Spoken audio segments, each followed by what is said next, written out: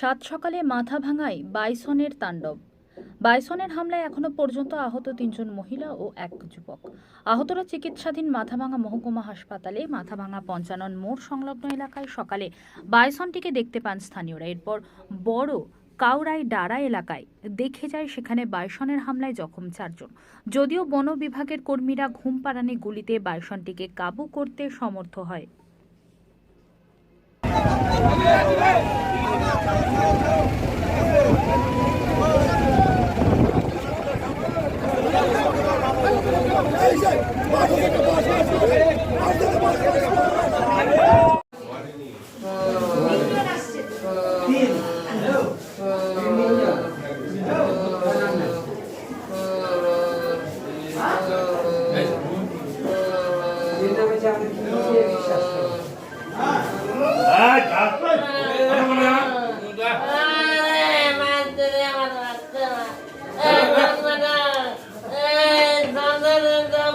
চিল্লাহাল্লা শুনে দেখতে গেছে।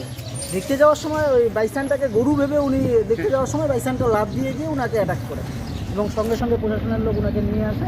এখন উনি হাসপাতালে ভর্তি। কি নাম আপনার? আমার নাম সুব্রত দাস। আপনার পিসির নাম? উষারানী ভদ্র।